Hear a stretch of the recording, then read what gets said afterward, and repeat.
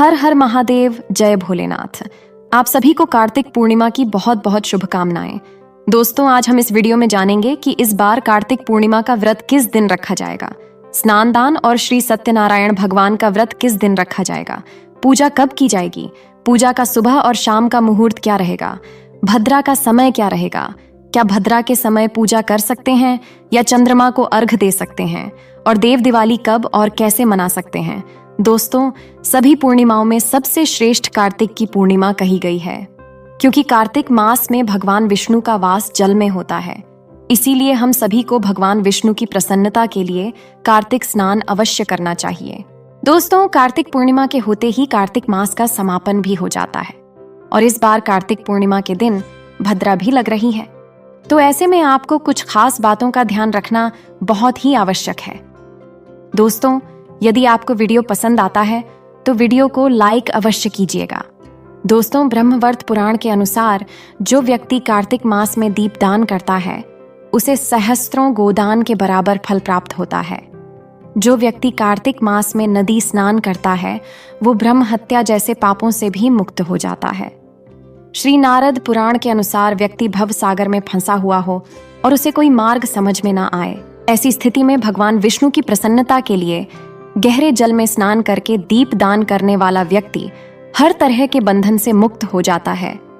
दोस्तों, अब बात कर लेते शुभ मुहूर्त की। तो इस बार पूर्णिमा तिथि 4 नवंबर मंगलवार को रात 10:37 से शुरू हो रही है और पूर्णिमा तिथि का समापन 5 नवंबर बुधवार को शाम 6:48 पर होगा। हिंदू पंचांग और उदय तिथि के अनुसार इस बार 5 नवंबर बुधवार को ही पूर्णिमा का व्रत और स्नान दान किया जाएगा।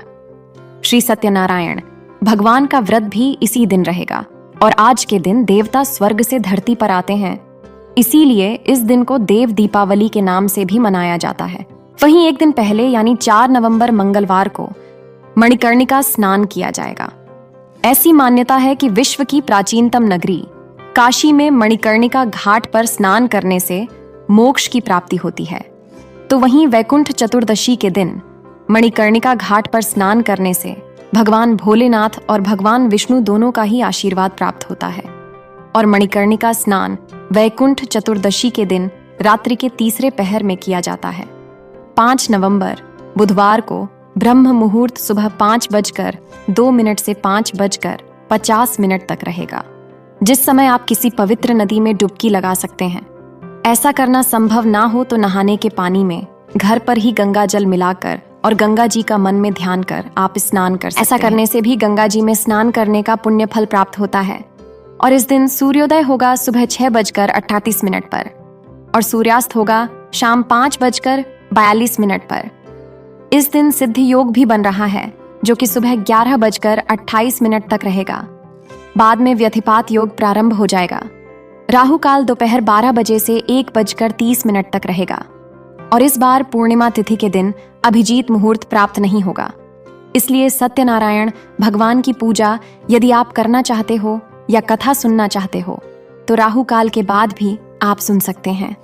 और इस बार भद्रा 4 नवंबर मंगलवार को रात 10:36 से शुरू हो जाएगी और भद्रा काल की समाप्ति 5 नवंबर बुधवार को सुबह 8:44 पर होगी। भद्रा का वास स्वर्ग लोक में रहेगा, इसलिए यह भद्रा पृथ्वी लोक पर अशुभ नहीं मानी जाएगी। तो भद्रा काल के दौरान आप चाहे सुबह की पूजा हो या दीपदान हो कर सकते हैं। कार्तिक पूर्णिमा के दिन प्रातः काल पूजा मुहूर्त सुबह 5:18 से 6:36 तक रहेगा। सायंकाल पूजा मुहूर्त शाम 5:33 से 6:51 तक रहेगा, जब आप शाम की पूजा करके दीपदान कर सकते हैं। और विजय मुहूर्त दोपहर 1:54 से 2:48 तक रहेगा। और विजय मुहूर्त में आप श्री सत्यनारायण भगवान की कथा का पाठ कर सकते हैं।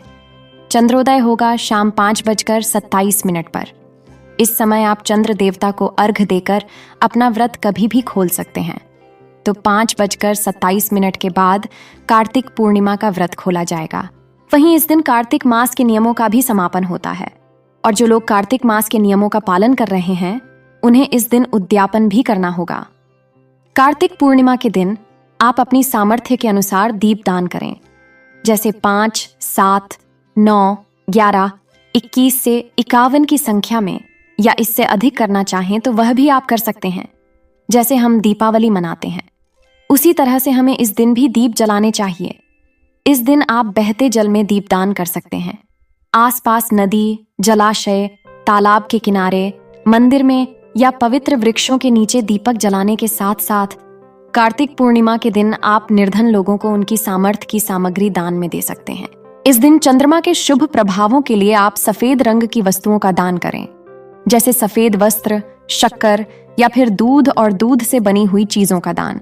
कार्तिक पूर्णिमा के दिन भगवान विष्णु, मां लक्ष्मी जी, भगवान श्री कृष्ण, तुलसी माता, शालिग्राम भगवान और चंद्र देवता की पूजा का विधान है।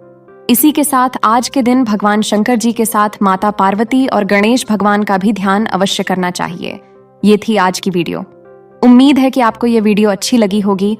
तो दोस्तों, वीडियो को लाइक करके चैनल को सब्सक्राइब कर लीजिए, जिससे हमारी आने वाली सभी वीडियो की जानकारी आपको सबसे पहले मिल सके। मिलते हैं अगली वीडियो में, तब तक के लिए राधे।